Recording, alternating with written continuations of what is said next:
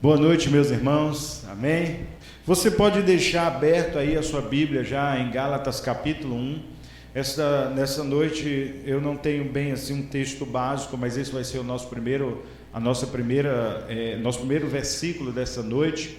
Nós vamos falar sobre um tema que eu já falei aqui há um tempo atrás, não sei quanto tempo tem que ministrei sobre esse assunto, as 3 fases da flecha. Gálatas capítulo 1, a partir do verso 15. Amém? Quem encontrou? Então tá, daqui a pouquinho nós vamos ler. Deixa guardadinho aí. Mas quando nós pensamos nesse tema, as 3 fases da flecha, o que isso quer dizer? É porque na vida com Deus, querido, nós temos uma trajetória. Amém? Eu creio que Deus, Ele tem um algo para as nossas vidas, e nós temos que entender isso, que muitas pessoas, elas vivem o seu dia a dia, nós estamos tão envolvidos com as coisas do cotidiano, trabalho, às vezes estudos, às vezes família, e as expectativas que nós temos no dia a dia, que nos esquecemos que Deus, Ele tem um propósito para as nossas vidas, Ele tem um alvo, um objetivo para nós, e a grande pergunta é: como é que eu vou alcançar o alvo de Deus para a minha vida? O que eu vou fazer para alcançar o alvo de Deus para a minha vida? O que alvo é esse? Que objetivo é esse? Uma questão também, querido. Quantas vezes nós olhamos para o lado e vemos pessoas que fracassaram, pessoas que ficaram pelo caminho, pessoas que no momento da sua vida, eles assim pararam na sua caminhada com Deus. Obrigado, varão, que Deus te dê uma esposa abençoada em nome de Jesus. A fila de quem for pegar água é aqui.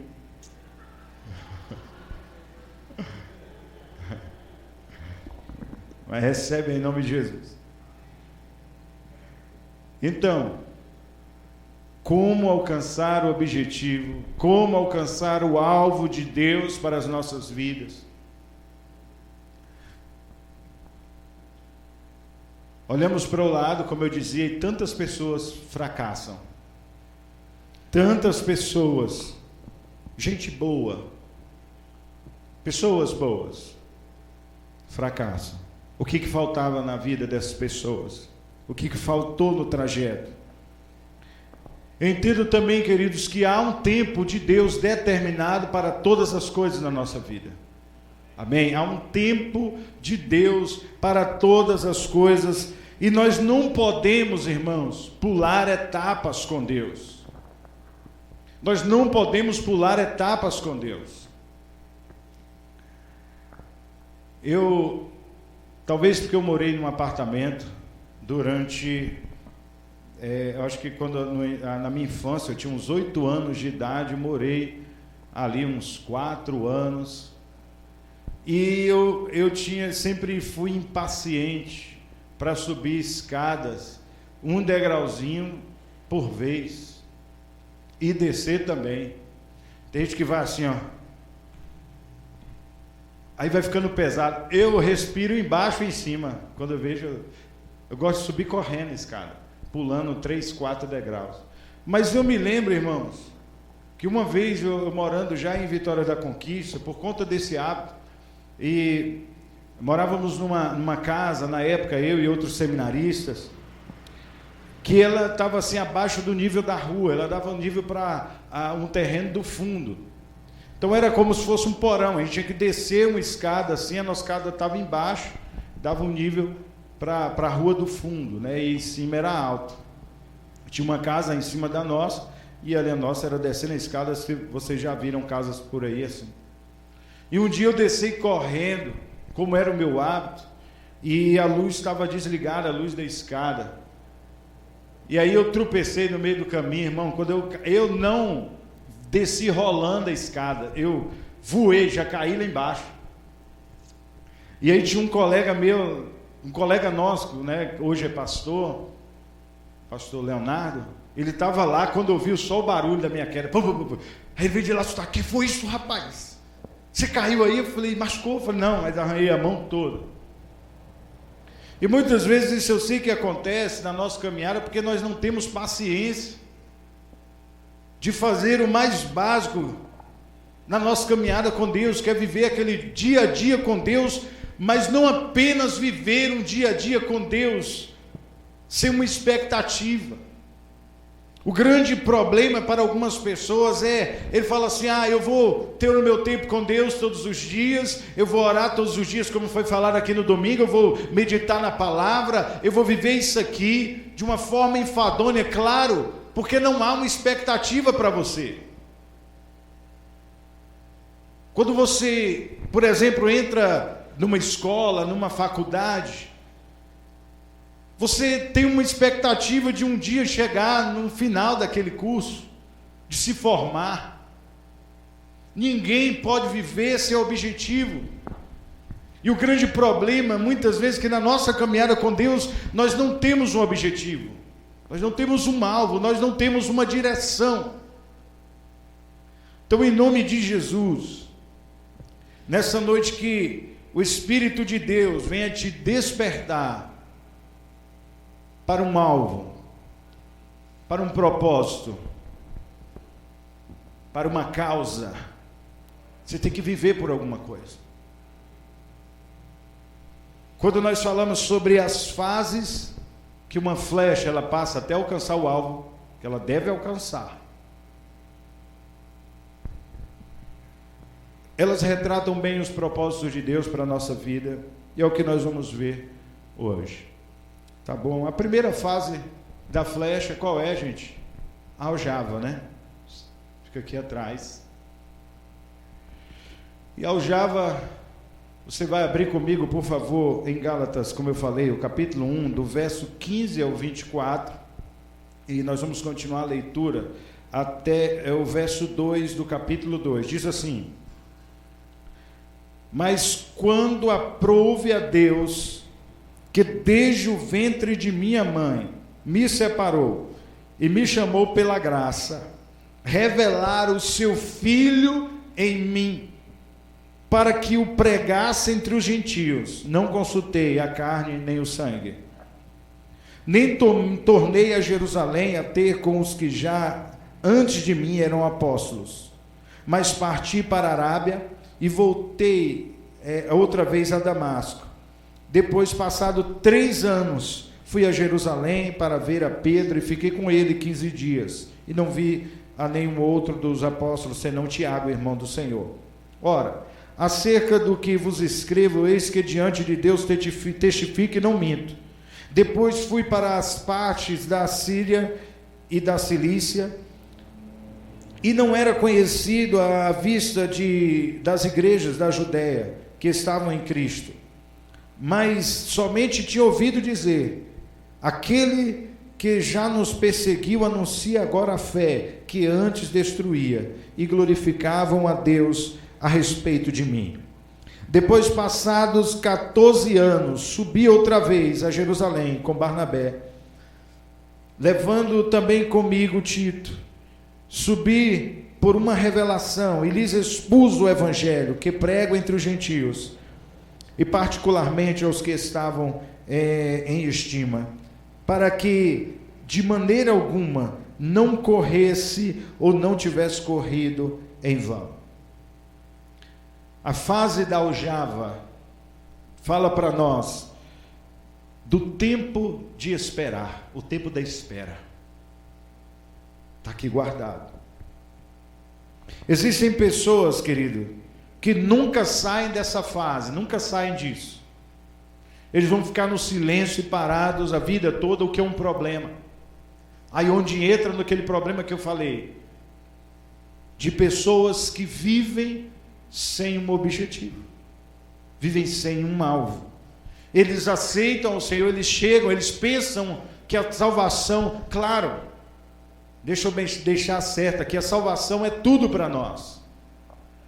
Ela vai operar no passado, no presente e no futuro, como nós já falamos aqui. Sendo justificado, sendo santificado, sendo glorificado, é a atuação da salvação na nossa vida. Mas eu não vou apenas ser salvo melhor dizendo, eu não fui apenas salvo para apenas ser salvo. Ser salvo e apenas parou ali. A questão é que existem pessoas que erram por ser muito apressados no que diz respeito ao reino. Eles são afoitos. Já viu essa palavra? É afoito. Fulano é afoito. O pessoal mais antigo fala assim, cuidado com esse menino é afoito com o negócio de água. O que é o afoito? É aquele que não tem experiência, mas ele é ansioso, ele não mede as suas atitudes, mas também ele não tem experiência, ele é afoito, ele quer correr. Mas, querido, existem aí nós temos que ter um equilíbrio. E quando pessoas nunca saem da aljava, tem outros que já querem sair antes do tempo. Aí você vê pessoas que estão pulando fases na sua caminhada com Deus, e você ouve, como nós ouvimos todos os dias, escândalos e mais escândalos, de pessoas que viraram pastor, bispo, apóstolo, cantor, missionário, e depois caíram, trazendo mais trabalho, vergonha e escândalo para a igreja, porque eles aprenderam a lidar com marketing, eles aprenderam a fazer propaganda lá fora, e querem fazer isso dentro do reino. Eles não estão servindo ao reino, eles estão seguindo uma carreira pessoal. Quando, querido, eu entro no propósito de Deus, já não é uma carreira ministerial, não é a minha carreira, na verdade, é o plano de Deus para a minha vida. Então, queridos, aí, como eu falei, tem que ter um equilíbrio. Enquanto alguns nunca entram nesse propósito, outros querem sair antes do tempo. Mas eu quero te dizer que existem pessoas que elas estão guardadas para um tempo oportuno, um tempo específico da parte de Deus, e elas ainda não estão prontas para ser lançadas. Muitas vezes nós estamos assim guardados, querido, e muitas vezes falamos para os irmãos isso, que o que é precioso tem que estar guardado para ser usado na hora certa, não é verdade? A irmã, ela ganhou aquele anel com brilhante, gigante, que chega a doer o olho, ou um colar bonito, ela vai usar todo dia, vai para o trabalho, toma banho, é assim, ela guarda, porque no momento certo, usa. E mulher é diferente de homem. Mulher, assim, se ela gosta de uma coisa, ela usa uma vez e depois outra no final da vida. Já vesti esse vestido. Então, que não tem jeito, você veste, né? Mas você gosta daquele vestido de festa, todo mundo elogiou, agora só daqui a 200 anos. De preferência, tendo dado uns apertozinhos nele. Agora, homem não, homem quando ele gosta, ele pega, usa e abusa. Todo dia. Falei, irmão, aí é quando você chega na igreja e fala assim, você chega na igreja, isso nunca aconteceu, mas digamos, né? Você chega na igreja e fala assim, quem é fulano de tal? Aquele rapaz da camisa preta, com o nome Trindade, aquele menino lá, rapaz, que senta no fundo, que só está com a camisa rosa o tempo todo, entendeu? Mas está usando, né, irmão? E bem usado. A questão, querido, eu te dizer, existem coisas que estão guardadas para um tempo. Existem pessoas que estão separadas por Deus para um tempo. Existem ministérios que estão guardados, eles não apareceram, porque há um tempo específico de Deus, um tempo do trabalhar de Deus até que eles sejam lançados. Você entendeu? Porque quando nós lemos, por exemplo, aqui, o apóstolo Paulo, quando nós lemos a história do apóstolo Paulo, a história da sua conversão, eu não sei quanto a você, mas eu tenho a impressão de que Paulo é assim, ele se converte no dia, no outro ele já está pregando. Vamos ver? Abre aí, por favor, em Atos dos Apóstolos, capítulo 9, a partir do verso 19.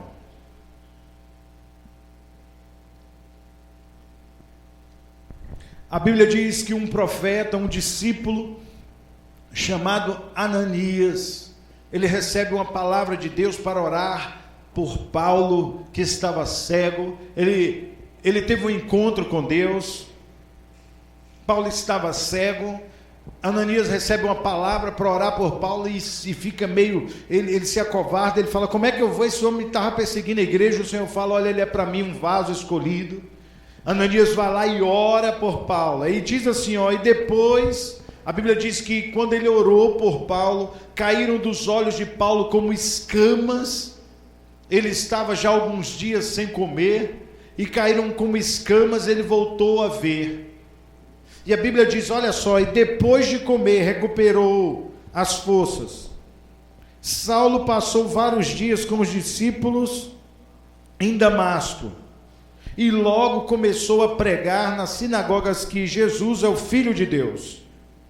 Todos os que o ouviam ficavam perplexos e perguntavam: não é ele o homem que procurava destruir em Jerusalém aqueles que invocam este nome? E não veio para cá justamente para levá-los presos aos chefes do sacerdote? Mas, queridos, olha só, presta atenção numa coisa. No texto que nós primeiramente lemos, de Gálatas, diz o que?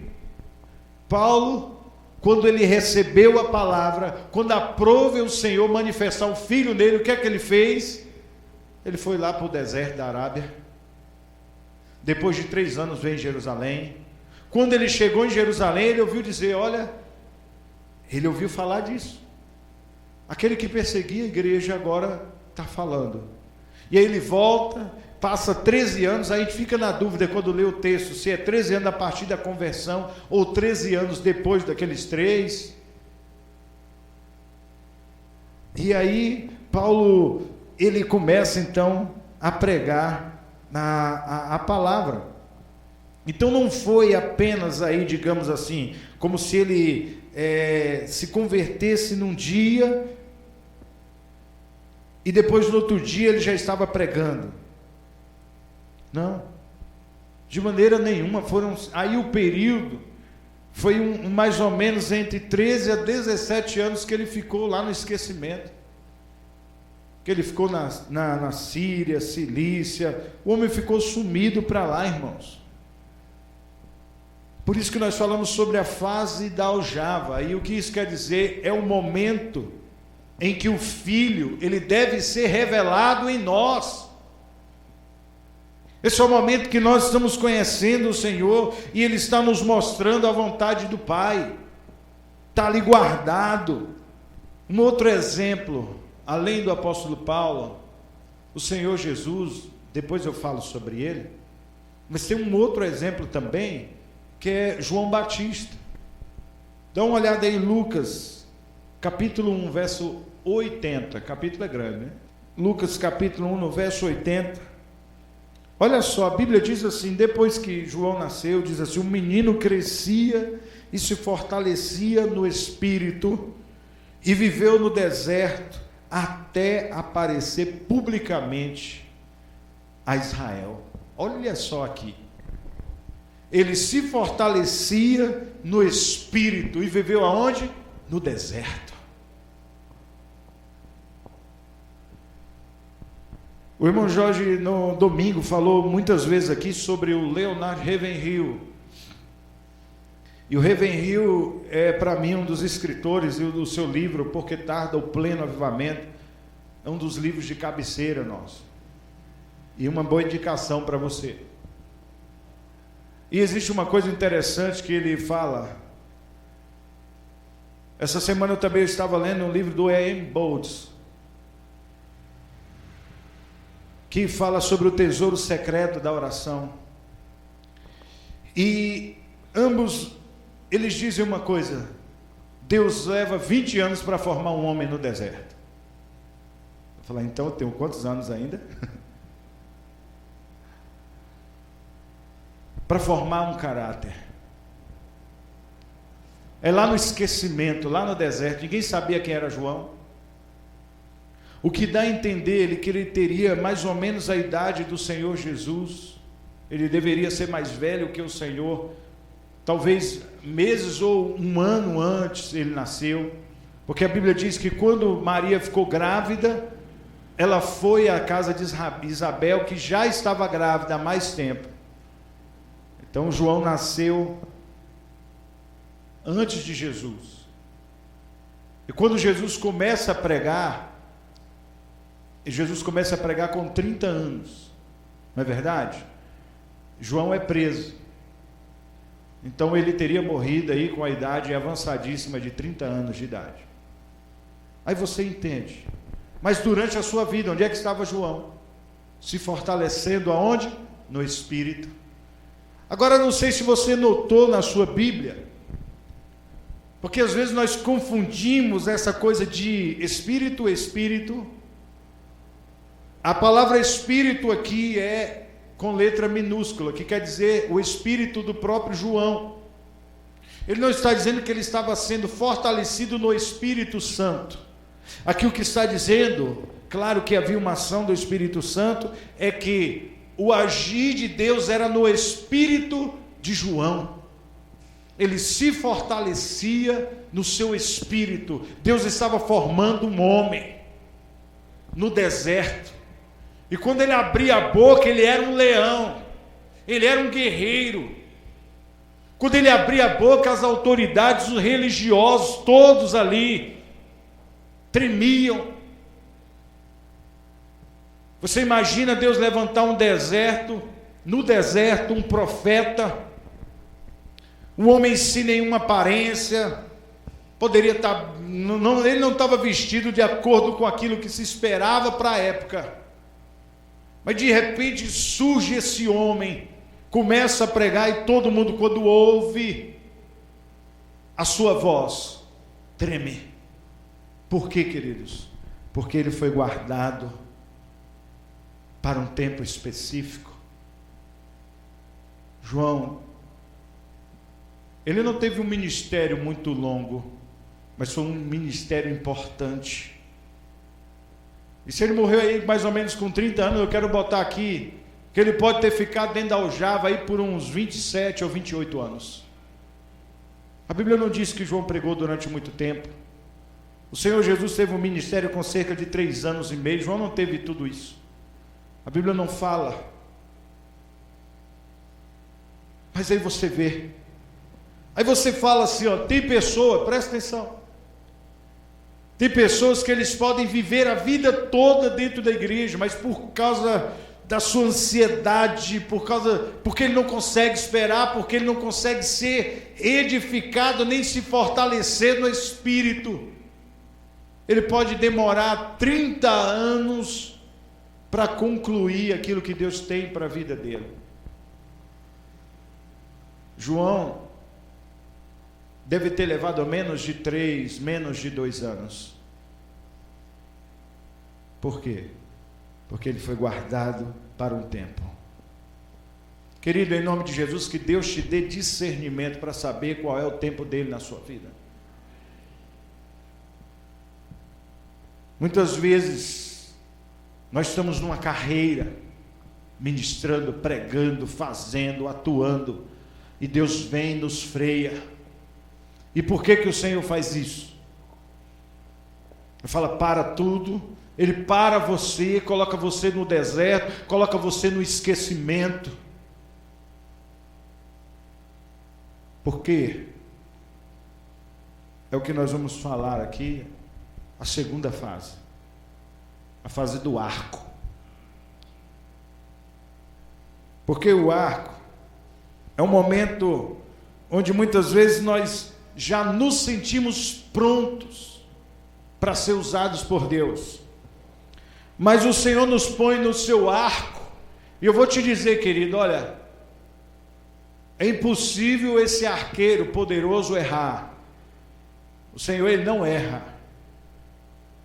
mas essa flecha tem que estar pronta. Então vem o arco. E o arco é quando ele vai e nos coloca aqui, a gente fala, é agora, mas o que é que o Senhor faz? Nos puxa mais uma vez para trás. Ele nos puxa.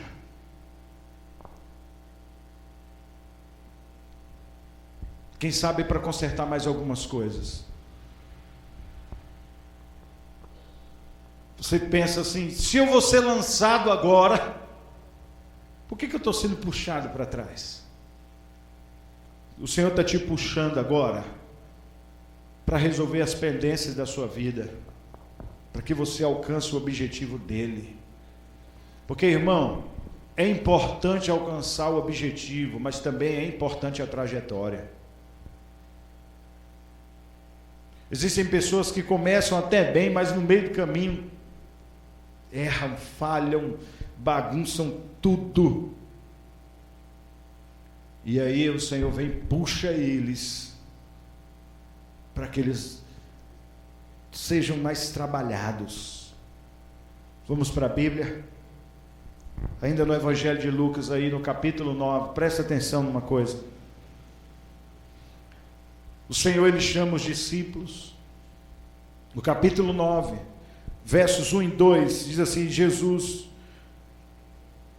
reunindo os 12, Jesus deu-lhes poder e autoridade para expulsar todos os demônios e curar doenças, e os enviou a pregar o reino de Deus e a curar os enfermos. Os 12, chamou os 12 e falou, olha, vocês têm agora autoridade.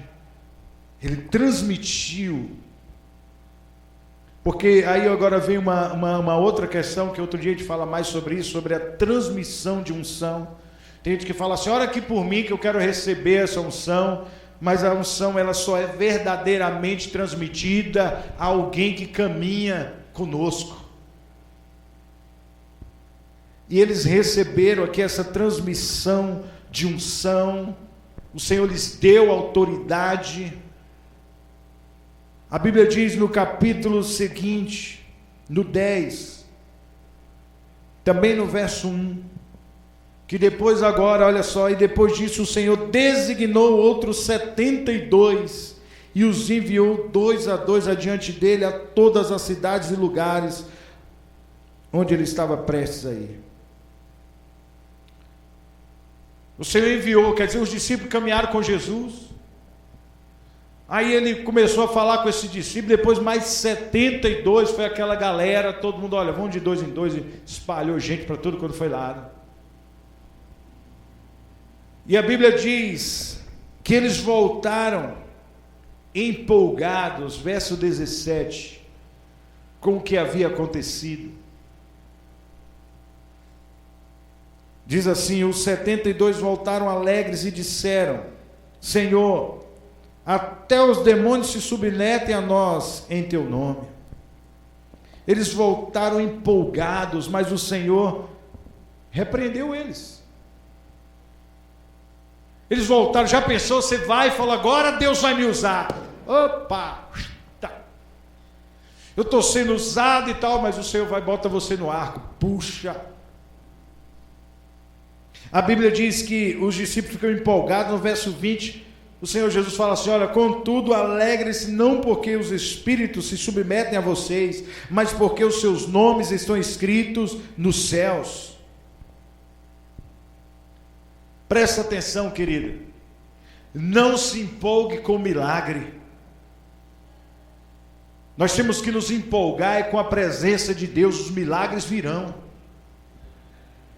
Mas tem pessoas que eles têm um ministério e vida, e tudo é baseado em milagre, correndo atrás de milagre, correndo atrás de palavra de revelação, de profeta, disso e daquilo, mas não há transformação e não há vida, e o Senhor te colocou nesse arco, te puxa para trás hoje, é porque Ele quer construir algo em você. O Senhor Jesus disse para eles, olha, você não fique empolgado, porque as pessoas estão sendo curadas, porque os demônios estão se submetendo a vocês, mas porque o nome de vocês está escrito nos céus. O mais importante, querido, é o que Deus está fazendo na sua vida. É mais importante do que Ele faz através de você. Porque Deus não usa métodos, Deus não usa coisas, Ele usa o homem. Somos nós. Ele usa homens e mulheres, pessoas que se submetem à sua presença, se submetem à sua vontade. Duas coisas nós podemos observar aqui, queridos. Primeira coisa, olha só, quanto mais distante, quanto mais longe for a sua caminhada, quanto mais você fará, mais puxado para trás será. Ou não é verdade? Se é para perto, fala assim. Se é para longe, mais força para trás. Você fala, meu Deus, esse processo na minha vida nunca acaba, nunca acaba. É porque você vai longe, meu filho. Você vai longe. Aí o Senhor tem que te puxar. Ele nos pressiona, sabe? Nós somos pressionados, sabe por quê, queridos? Porque a pressão gera poder. É no meio da pressão que nós revelamos o caráter. É no meio, né? Nós falamos sobre o deserto alguns dias atrás. Por que o Senhor nos leva? É para trabalhar em nós, mas porque no meio da pressão o nosso caráter é revelado. É aquele negócio. Você pega um gato. Você quer ver um gato ficar doido? Porque eu não sei se é mal de todos os gatos, mas a maioria deles parece que eles são meio claustrofóbicos. Gato não gosta de lugar apertado. Você quer ver fazer um gato ficar doido? Joga dentro de um saco, segura assim, você endoida. Você pega um gato e prende ele no banheiro e fica lá com ele. Faz essa experiência para você ver. O gato vira uma onça, meu filho. Eles não gostam. Ele é um bicho quietinho, está ali. Você pega aqui na mão dele, tem que mexer, você não vê as unhas.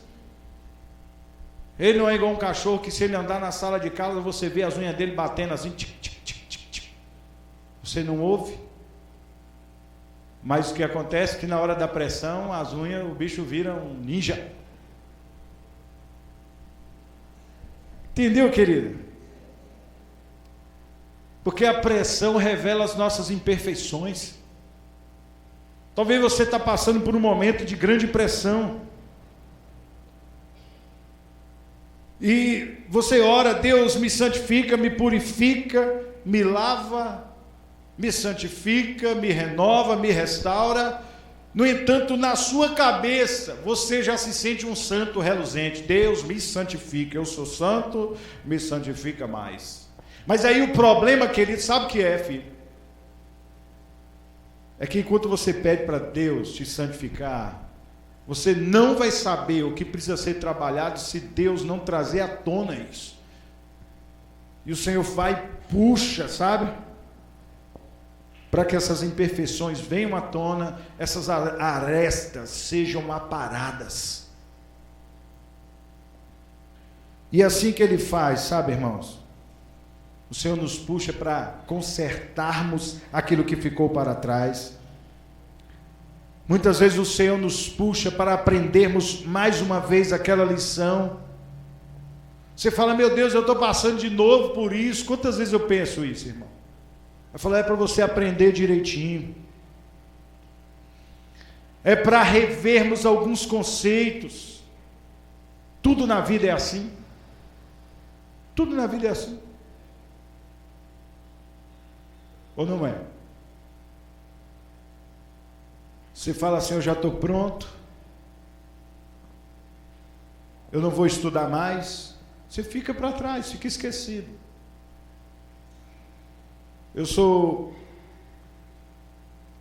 Estamos no ministério, atuando no ministério desde 2002.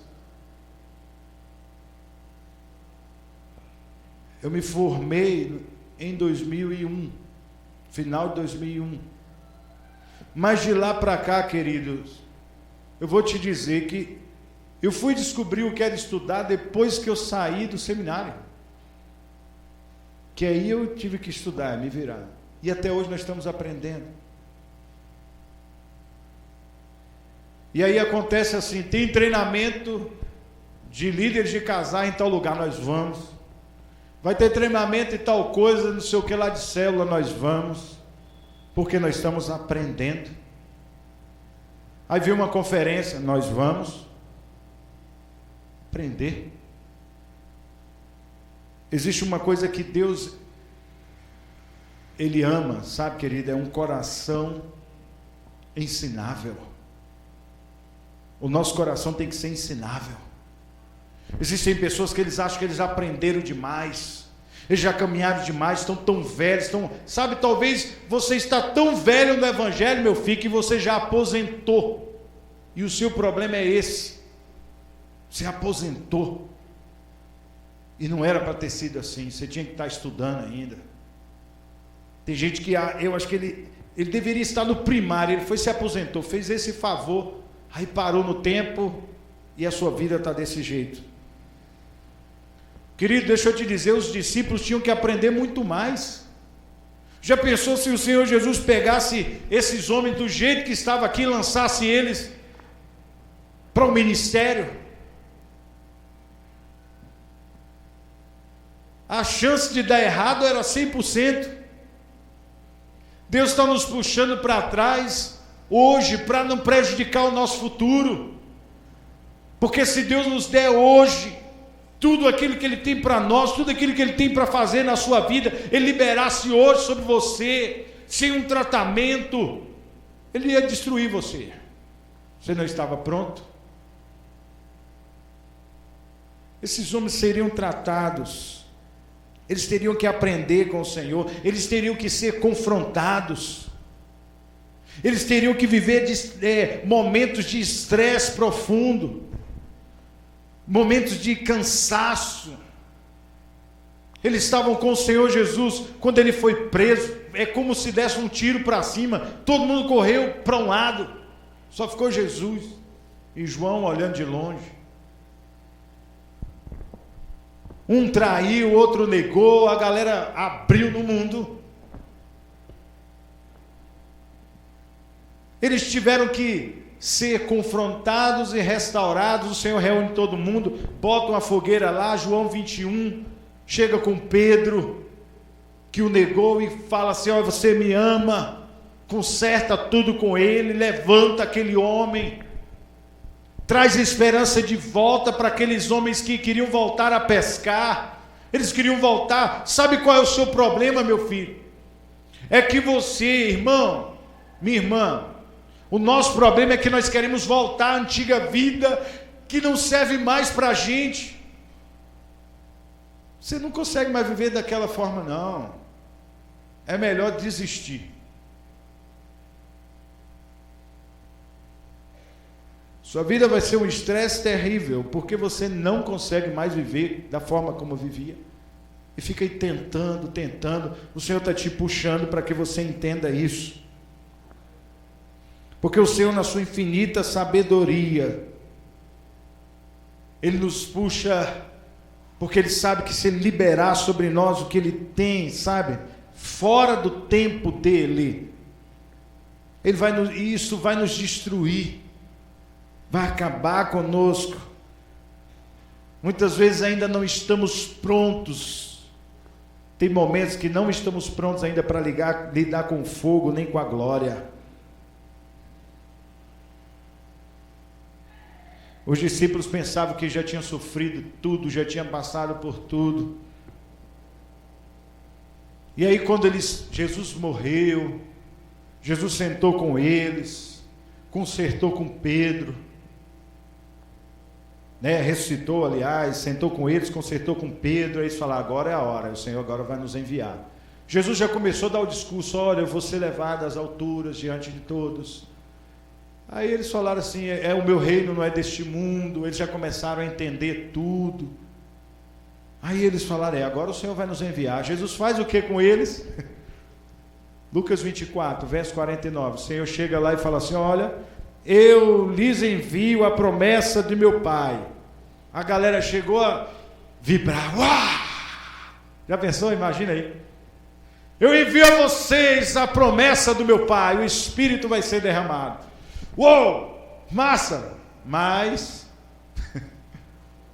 fiquem em Jerusalém, até que do alto vocês sejam revestidos de poder. Aí poxa, velho, depois de tudo isso você tem que voltar para Jerusalém, ficar lá.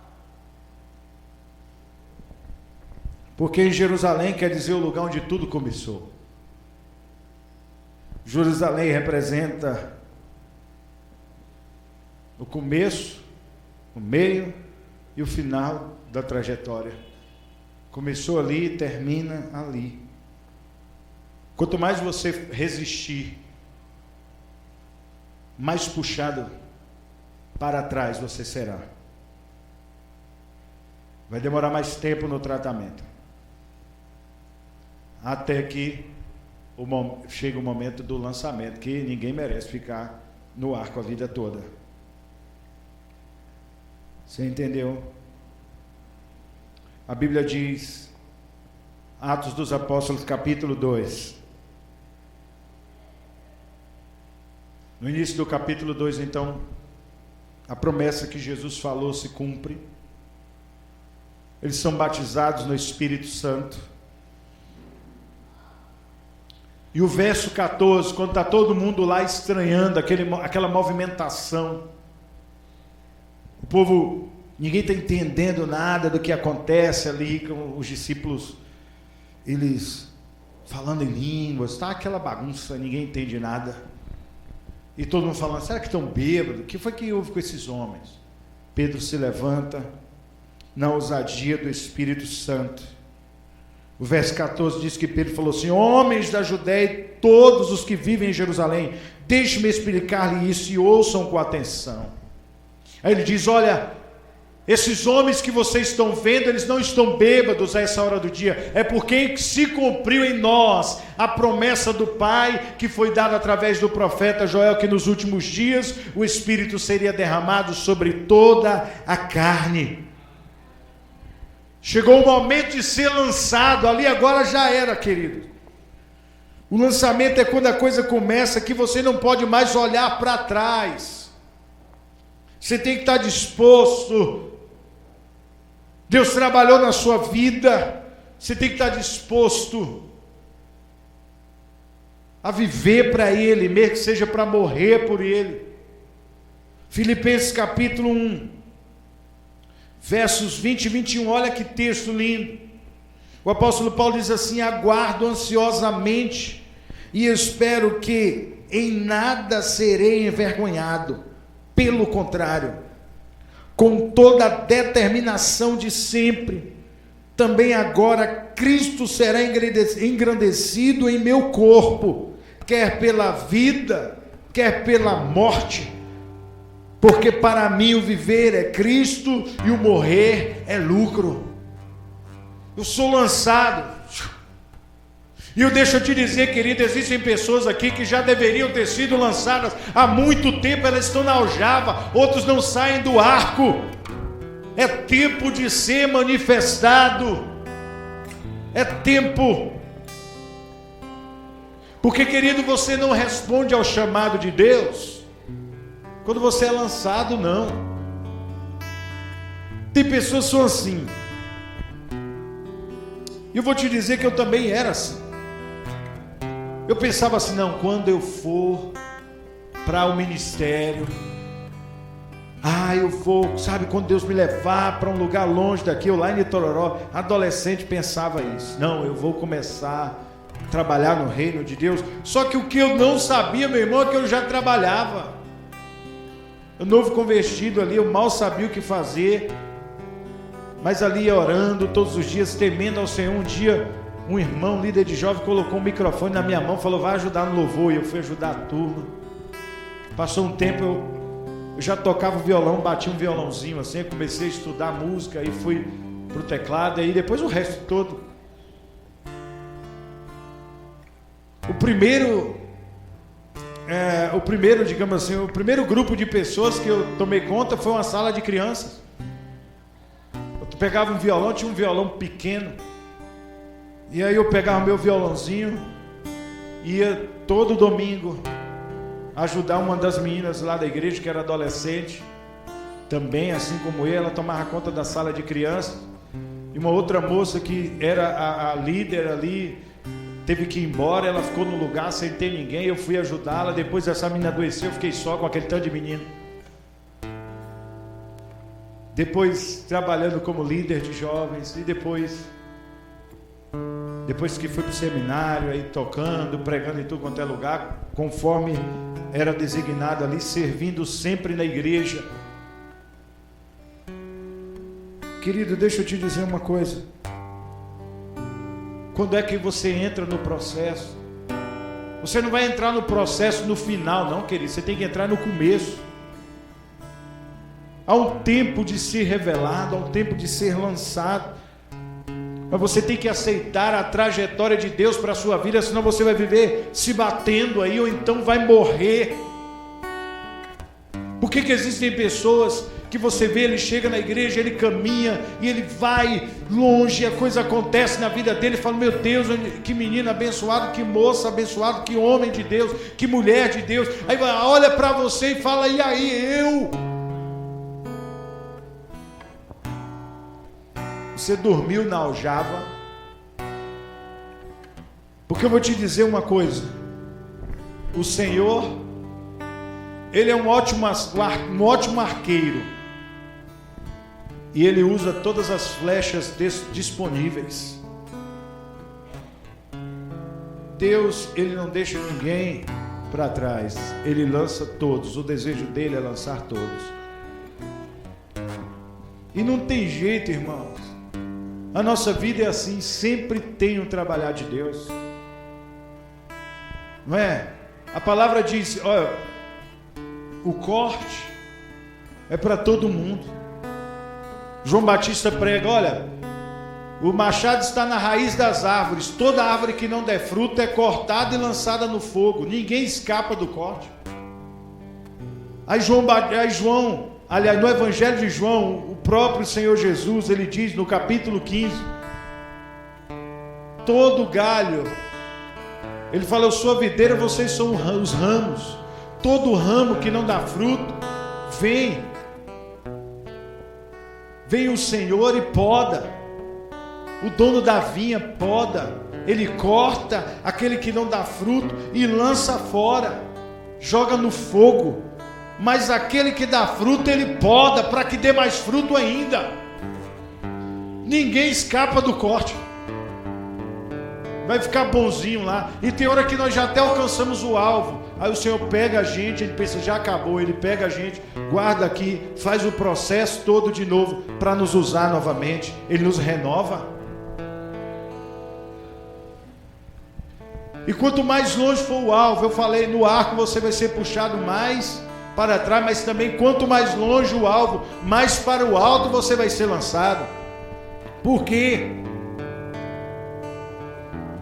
Porque Deus, ele sempre prova a nossa motivação, irmãos. Nós estamos sendo lançados para o alto, para alcançar um objetivo distante, mas para entendermos que a nossa dependência é sempre o Senhor. Nós temos que depender sempre dEle. Pensa comigo, o Senhor Jesus, mesmo não precisando, porque a Bíblia diz que Ele deixou a sua glória, nasceu como um homem, e mesmo não precisando provar mais nada para ninguém, Ele passou por todo o processo. Ele nasceu. Jesus poderia ter falado, Pai, eu morro, mas eu quero já descer homem, já com 30 anos começar um ministério. Não, Ele nasceu, cresceu, foi escondido. José teve um sonho, pegou o menino, levou para o Egito. A Bíblia só fala do momento que aquele início ali onde Jesus foi ele recebeu os presentes. Daqui a pouco Jesus desaparece. Depois José volta, Jesus só vai aparecer mais uma vez no final do capítulo 2, quando diz ali aquele momento que ele começa a sua vida no templo, sua vida de adoração, ele é apresentado. É aquela famosa história que Jesus some, quando José e Maria descobrem, já viajando, tem que voltar para ver onde é que Jesus estava. Aí você vê, Jesus desaparece dos evangelhos, já aparece com 30 anos para ser batizado, iniciar seu ministério, e aí o negócio não volta mais. E nós estamos vivendo um tempo onde ele de novo ele sumiu, e aguarda o momento para mais uma vez ser manifestado, e ele será. Entendeu, querido? Os discípulos, eles passaram por o processo, e nós, como também discípulos do Senhor, nós temos que alcançar o alvo de Deus para a nossa vida, mas temos que entrar nisso. Deixa eu te dizer uma coisa, é preciso ter coragem para entrar no processo, na aljava. É preciso também ter coragem para se submeter ao arco. É preciso. Mas para ser lançado é preciso dependência. Aí a hora que você já está na mão do arqueiro, agora você só depende dele. E eu tenho que entender que tudo aquilo que acontecer na minha vida, tudo aquilo que acontecer no ministério, tudo aquilo que acontecer nessa trajetória, sabe, essa trajetória linda e abençoada que ele tem para nós, agora depende dele. Eu vou voar agora nas asas do Espírito de Deus, deixar que ele me leve longe.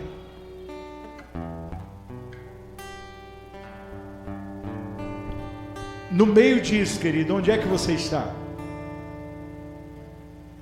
Tem pessoas que já deveriam ser lançadas, elas estão com medo. Não se acovarde, não tenha medo. Sabe qual é o nosso problema? Muitas vezes nós temos medo, nós queremos Deus, mas não queremos que Deus tire nada da gente. Oh, filho, coitado de você. Porque eu vou te dizer uma coisa, irmão, o avivamento não é quando Deus nos dá alguma coisa, é quando Ele tira algo de nós. O avivamento acontece quando Ele tira algo das nossas vidas.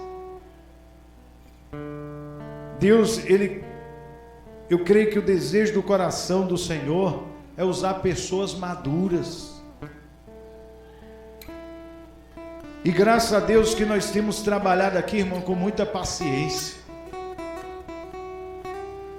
Sabe por quê? A palavra do Senhor nos diz que nós não devemos impor as mãos precipitadamente sobre as pessoas. Porque muitas pessoas, sabe, líderes, por ter pressa de querer encher a igreja, de querer fazer isso, fazer aquilo, aquela pressa, aquela agonia, não esperou o processo de Deus na vida de outras pessoas e acabou destruindo. O cara nem chegou, nem se preparou, não passou por processo nenhum, não sabe o que é nada, já virou obreiro, já virou missionário, já virou pastor, já virou isso, já virou aquilo. Tem que caminhar. Então, em nome de Jesus, eu quero te desafiar a entrar nessa caminhada com o Senhor. E se você entrou, se você já está no arco, se já é hora de sair, saia. Deixe que o Senhor dependa dele. Sabe qual é o seu problema? Deixa eu te dizer. Você quer depender do seu conhecimento? Você quer depender da sua unção? Presta atenção nisso. Você quer depender do seu conhecimento? Você quer depender da sua unção? Como você vai ser uma pessoa ungida? Você quer depender do que há em você? Quem fica sempre dando desculpa, achando que nós não estamos prontos. É hora de ser manifestado. Não pule etapas, mas não fuja de nenhuma. Em nome de Jesus. Vamos ficar de pé para a gente orar.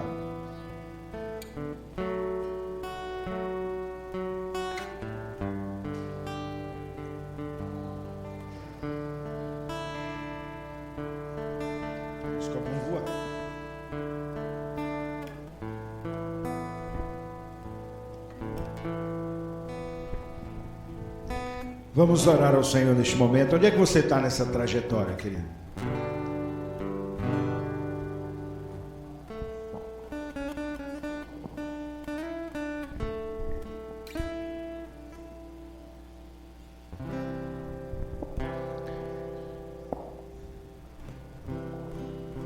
Onde é que você está nessa trajetória?